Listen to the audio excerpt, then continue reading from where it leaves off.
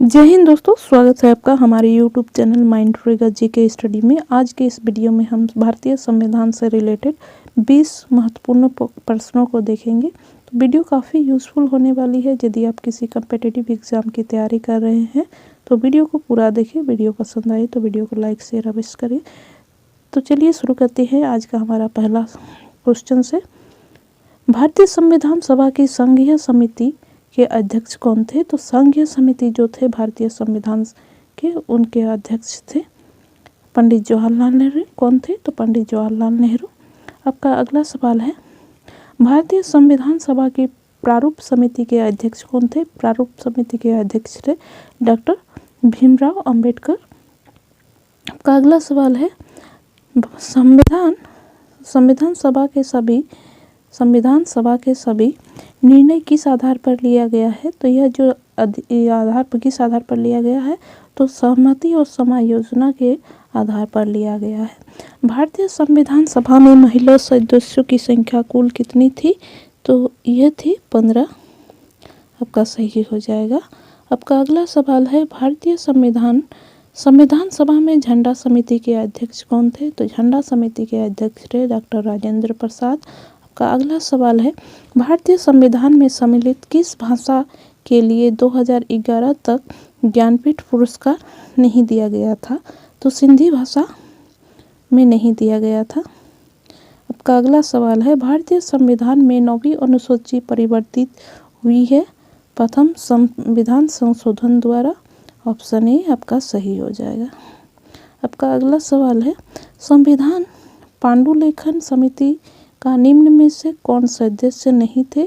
तो इसमें जो सदस्य थे वे थे मोहम्मद सादुल्ला, के.एम. मुंशी, ए.के. अय्यर, जबकि पंडित जवाहरलाल नेहरू इनके सदस्य नहीं थे।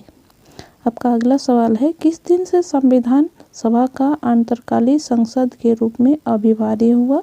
तो यह 26 जनवरी 1950 में इसको लागू कर दिया गया था।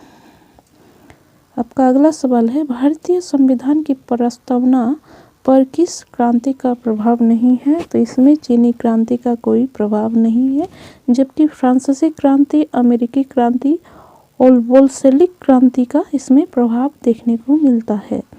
आपका अगला सवाल है, संविधान के किस भाग में संविधान संशोधन की प्रक्रिया का उल्लेख है? तो जो भाग है वो भाग है 20 में इसका उल्लेख है, जबकि अनुच्छेद में 368 अनुच्छेद में संविधान संशोधन की प्रक्रिया का उल्लेख है।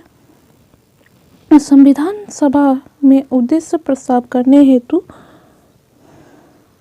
प्रस्तुत किसने किया था? तो किया था पंडित जवाहरलाल नेहरू। दल बदल के आधार पर निर्वाचित सदस्यों की अयोग्यता संबंधित विवरण संविधान की किस अनुसूची में है? तो यह है 10वीं अनुसूची में। आपका अगला सवाल है, भारत के लिए संविधान सभा की रचना हेतु संविधान सभा का विचार निम्न में से सबसे पहले किसने प्रस्तुत किया? यह प्रस्तुत किया था स्वराज्य पार्टी 1924 में। महाराष्ट्र में लोकसभा सीटों की संख्या कितनी है? तो ये है 48। संविधान सभा अंतिम रूप से किस दिन आखिरी बार मिली? तो ये मिली थी 24 जनवरी 1950 को। 24 जनवरी 1950 को। आपका अगला सवाल है, संविधान सभा द्वारा अंतिम रूप से पारित संविधान में कुल कितने अनुच्छेद और अनुसूचियां थी? तो उस टाइम जो अनुसूची और अनुच्छेद थे वे थे 395 अनुच्छेद और 8 अनुसूचियां। कितने थे? 395 अनुच्छेद और 8 अनुसूचियां।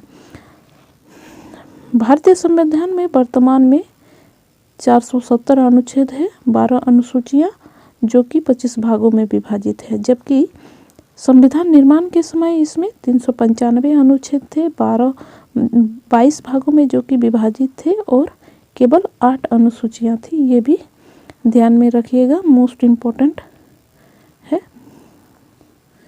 आपका अगला सवाल है, संपूर्ण संविधान भारतीय संविधान के निर्माण में संविधान सभा द्वारा कुल कितना समय लिया गया था? तो 2 साल 11 महीना 18 दिन इसमें समय लिया था। कितना? तो 2 साल 2 वर्ष 11 महीना और 18 दिन। आपका अगला सवाल है, संविधान, भारत का संविधान कब लागू हुआ? तो यह लागू हुआ था 26 जनवरी 1950 को। आपका अगला सवाल है, किसी भी विधि के लिए सर्वोच्च न्यायालय से परामर्श मांगने का अधिकार किसको है? तो यह है भारत के राष्ट्रपति को। चलिए दोस्तों, वीडियो कैसा लगा आप अपना फीडबैक हमें ज़रूर दें। वीडियो पसंद आए तो वीडियो को लाइक शेयर अवश्य करें। जय हिंद, जय भारत।